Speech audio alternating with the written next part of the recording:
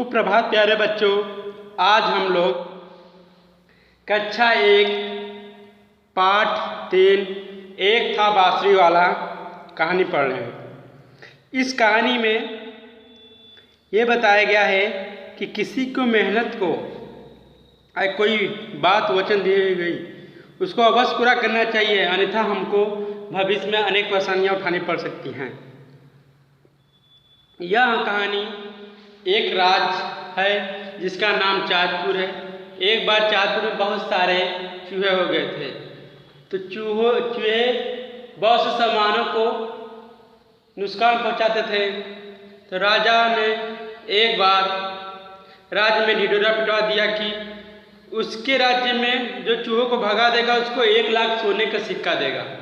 राजा के इस घोषणा को सुनकर एक बांसुरी वाला आता है और राजा से कहता है कि मैं आपके राज्य के सारे चूहों को भगा दूंगा। राजा ने कहा, सारे चूहों को भगा दोगे तुम्हें 1 लाख सोने के सिक्के देंगे। बांसुरी वाला ने कहा ठीक। बांसुरी वाला अपना बांसुरी बजाते हुए गांव में जाता है और बांसुरी बजाने की वजह से सारे चूहे बिल में से निकलकर, कोई छोटा कोई मोटा कोई दुबला, सब बांसुरी वाले के साथ उछलते कुचलते जा रहे थे। बांसुरी वाला बजाता है, उसे जंगल तक ले जाता है और जंगल में उन्हें छोड़कर चला आता है। जब राजा के पास आता है तो राजा ने 1 लाख सोने के सिक्के बदले चांदी के सिक्के उसे देना चाहा। उसने बांसुरी वाले ने चांदी के सिक्के लेने से इनकार कर दिया। बांसुरी वाले को एक उपाय सोचा कि बांसुरी आवाज़ सुनकर उसने बांसुरी बजाते हुए गांव में जाता है और गांव के बच्चे बांसुरी की धुन पर सभी छोटे बड़े बच्चे अपना खेलते कूदते बांसुरी वाले के पीछे चल दिए। बच्चों को ऐसे मजा आ रहा था जैसे मानो बीन बजा रहा था। उसे देखने के लिए सभी बच्चे उससे पीछे चले जा रहे थे। उसके बच्चों को एक गुफा में बंद कर दिया। इधर सारे बच्चे के माता पिता बड़े परेशान हो गए। राजा के पास गए, उनकी बात सुनकर राजा घबरा गए। तभी राजा ने बांसुरी वाले को दरबार में बुलाया। राजा ने उन्हें 1 लाख सोने के सिक्के दिया। बांसुरी वाला खुश होकर सिक्के लेकर जंगल से में गया। इसी से बच्चे घर पर आ गए। तो ये कहानी का सारांश है। बच्चों, हम लोग कहानी को स्टार्ट करते हैं। एक राज्य का नाम चाँदपुर था। एक बार चाँदपुर में बहुत सारे चूहे हो गए थे। चूहे ने राज्य की सारी चीज़ों को अपने दांतों से कुतर कर खराब कर दिया। चूहों के कारण चारों तरफ बीमारी फैलने का भी डर सताने लगा। राजा और दरबारी सब चूहे से परेशान थे। ऐसा लगता था मानो पूरे शहर में चूहों का राज्य हो गया हो।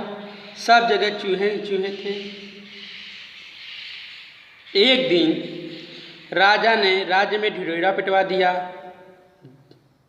जो उसके राज्य के चूहों को भगा देगा उसे 1 लाख सोने के सिक्के इनाम में दिए जाएंगे। इस बात को एक बांसुरी वाले ने सुना। उसने जाकर राजा से कहा, मैं आपके राज्य के सारे चूहों को भगा दूंगा। राजा ने कहा, सारे चूहों को भगा दोगे तुम्हें इनाम में 1 लाख सोने के सिक्के मिलेंगे। बांसुरी वाले ने कहा ठीक है। दूसरे दिन बांसुरी वाले ने बांसुरी की मधुर तान छेड़ी। बांसुरी की तान ऐसी थी कि जैसे कोई बीन बजा रहा हो। फिर देखते ही देखते खेतों से, बिलों से, घरों से सारे चूहे बाहर निकलने लगे। कुछ चूहे मोटे, कुछ दुबले, कुछ लंबे, कुछ छोटे थे। वे उछलते कूदते बांसुरी वालों के पीछे जा रहे थे। बांसुरी वाला बांसुरी बजाता हुआ दूर जंगल तक चला गया। वह चूहों को जंगल में छोड़कर राजा के पास गया और इनाम मांगा।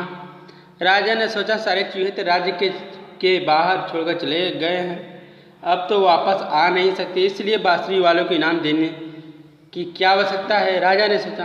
राजा ने 1 लाख सोने के सिक्के के बदले कुछ चांदी के सिक्के उसे देना चाहा। राजा के बांसुरी वालों ने चांदी के सिक्के नहीं लिए और चला गया। बांसुरी वालों को बहुत बुरा लगा। उसने एक उपाय सोचा और बांसुरी बांसुरी बजाना शुरू की। बांसुरी आवाज़ सुनकर बजाना शुरू किया। बांसुरी का आवाज़ सुनकर सभी छोटे बड़े बच्चे अपना खेलना कूदना छोड़कर बांसुरी वाले के पीछे चल दिए। बच्चों का ऐसा मजा आ रहा था मानो सांप वाला बीन बज रहा हो। उसे देखने के लिए सभी बच्चे उसके पीछे पीछे चल दिए। उसने बच्चों को एक गुफा में बंद कर दिया।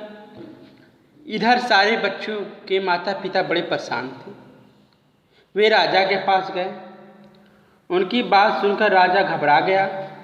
तभी राजा ने बांसुरी वालों को दरबार में बुलाया और राजा ने उसे 1 लाख सोने के सिक्के दिए और बांसुरी वाला खुश होकर सिक्के लेकर जंगल में गया। इसी के साथ सभी बच्चे घर आ गए। बच्चों, इस कहानी का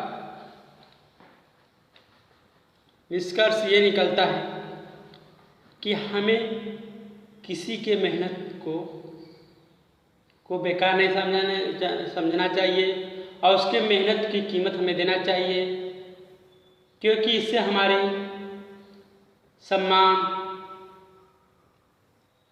और वचन पर बहुत बड़ा प्रभाव पड़ता है। और किसी के मेहनत को हमको कभी बेकार नहीं समझना चाहिए।